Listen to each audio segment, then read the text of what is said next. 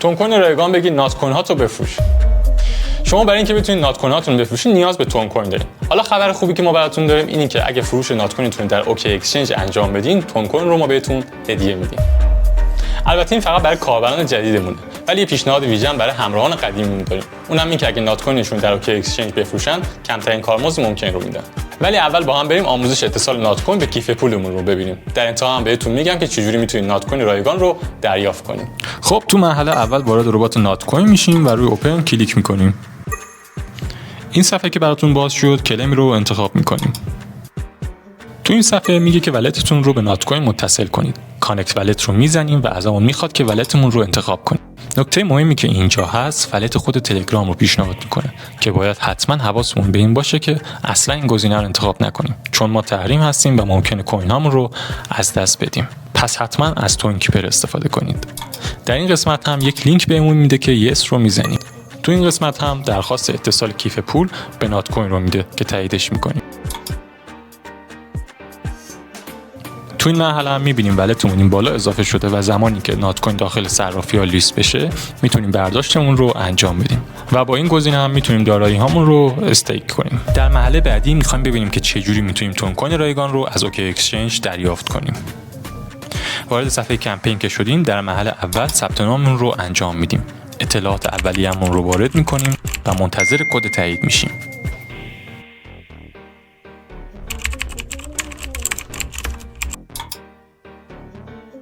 بعد از تایید اطلاعات از این قسمت مراحل احراز هویت رو حتما انجام میدیم و عکسمون رو برای تایید هویت آپلود میکنیم. خب حالا از این قسمت آدرس ولتمون رو کپی میکنیم و وارد مرحله دوم میشیم. و در این قسمت آدرس ولتمون رو وارد میکنیم و دریافت هدیه رو میزنیم.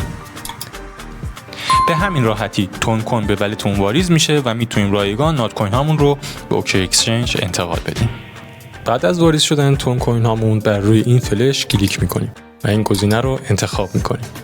اینجا هم میتونیم کارمزد شبکه تون رو ببینیم و در این قسمت هم حداکثر زمان انتقال رو بهمون نشون میده که ممکنه تا 24 ساعت زمان بر باشه. خب کانفرم رو میزنیم و میبینیم که با موفقیت انتقال انجام شد. بعد از انتقال نات کوین هامون وارد تون کیپر میشیم و سند رو انتخاب میکنیم. در قسمت اول باید آدرس ولت اوکی اکسچنجمون رو وارد کنیم. وارد اوکی اکسچنج میشیم و این مراحل رو طی میکنیم تا آدرس ولتمون رو بگیریم.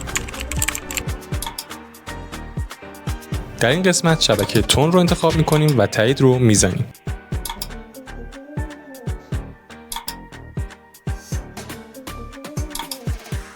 آدرس رو کپی میکنیم و در قسمت اول جایگذاریش میکنیم.